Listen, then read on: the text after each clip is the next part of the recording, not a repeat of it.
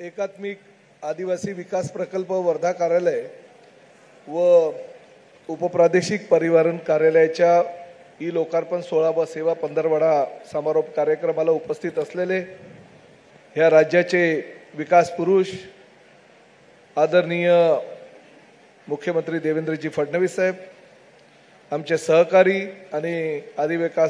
आदिवासी विकास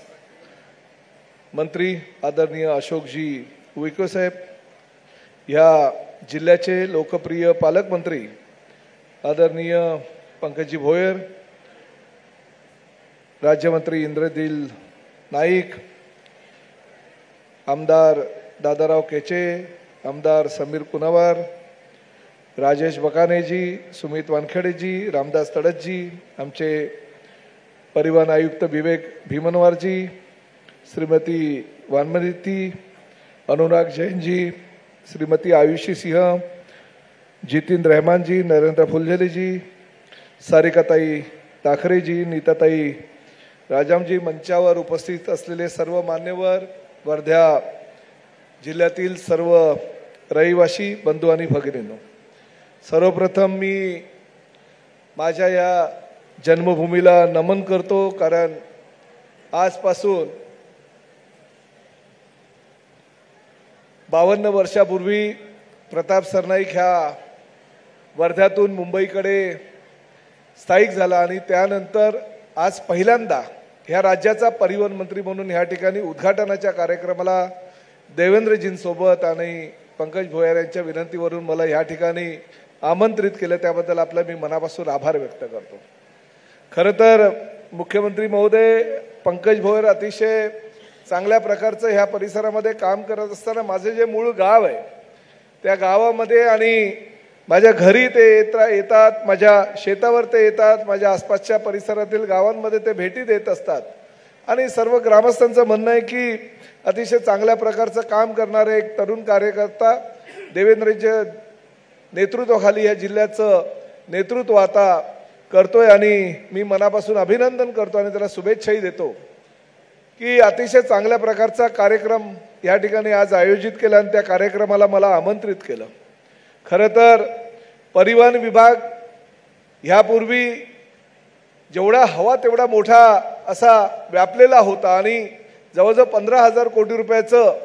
राज्यामध्ये योगदान ह्या परिवहन विभागाचं होतं आणि देवेंद्रजी मुख्यमंत्री झाल्यानंतर आम्हाला अजितदादा पवारांनी 17,000चं ह्या वर्षाचं उद्दिष्ट साध्य करायला दिलं आणि तेही आम्ही पूर्ण करू एवढा मोठा विभाग आमचा आहे। आणि हे कार्यालय चालू झालं, ह्या कार्यालयामुळे फायदा खूप होणार आहे, कारण पंकजनी सांगितलं की आता लवकरच त्यामध्ये आम्ही फर्निचरची वगैरे व्यवस्था करतोय आणि लवकरात लवकर त्या ठिकाणी जर तुम्ही अधिकारी आणि कर्मचारी वर्ग गेले तर अतिशय चांगल्या प्रकारचं सुरळीत सुद्धा आम्ही चालू करू। पंकजनी आता जी मागणी केली त्यानुसार मी आता स्पष्टपणे सांगतो की या परिवहन कार्यालयासाठी जे काही सहकार्य कर्मचारी वर्ग म्हणू द्या किंवा फर्निचरसाठी असू द्या, तुमचा जवळचा सहकारी म्हणून किंवा तुमचा मित्र म्हणून मी निश्चितपणे तुमच्या सोबत आहे। जे काही सहकार्य तुम्हाला हवे ते आम्ही निश्चितपणे करू आणि त्याचबरोबर ह्या जिल्ह्यासाठी तुम्ही ज्या 50 बसेस मागितल्या आहेत त्या 50 बसेसपैकी 20 बसेस दिलेले आहेत, म्हणजे आर्वीला 5, तळेगावला 5, पुलगावला काही अजूनपर्यंत दिलेलं नाही, हिंगणघाटला 5 आणि त्याचबरोबर वर्ध्याला 5 बसेस, अशा 20 बसेस दिलेल्या आहेत। परंतु लवकरात लवकर त्या उर्वरित 30 बसेस सुद्धा आम्ही तुम्हाला जून महिन्याच्यात देऊ आणि तुमची जी आताची मागणी आहे ती मागणी पूर्ण करू असं ह्या ठिकाणी मी सांगतो। मी खरोखर आपला ऋणी आहे आणि देवेंद्रजींचा खास करून ऋणी आहे की अतिशय चांगलं आणि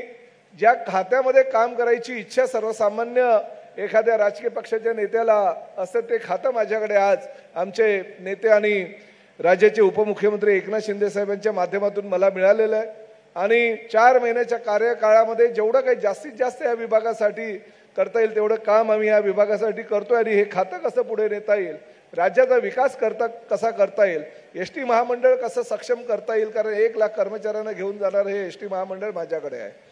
वर्ध्यामध्ये अनेक डेपो सुद्धा आहेत। येताना मला देवेंद्रजींनी सांगितलं की नागपूर, वर्धा किंवा राज्यातल्या तळागाळामध्ये ज्या ठिकाणी आपले एसटी डेपो त्याचं एसटी डेपो हे नामकरण बदलून आपल्याला एसटीचं जे डेपो लोक बोलायचे त्याचं बस पोर्ट कसं लोक बोलतील त्या पद्धतीनं ते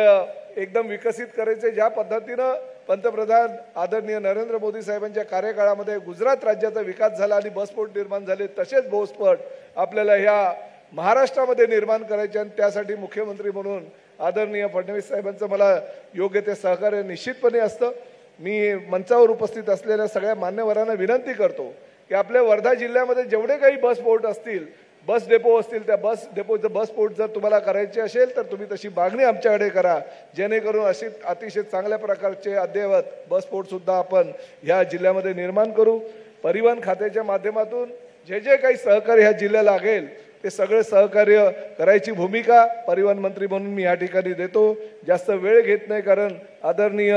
देवेंद्रजींना पुढेही अनेक कार्यक्रम असल्याकारणानं मला या ठिकाणी आमंत्रित केल्याबद्दल आपल्या सगळ्यांचा मनापासून आभार व्यक्त करतो, रजा घेतो। जय हिंद, जय महाराष्ट्र।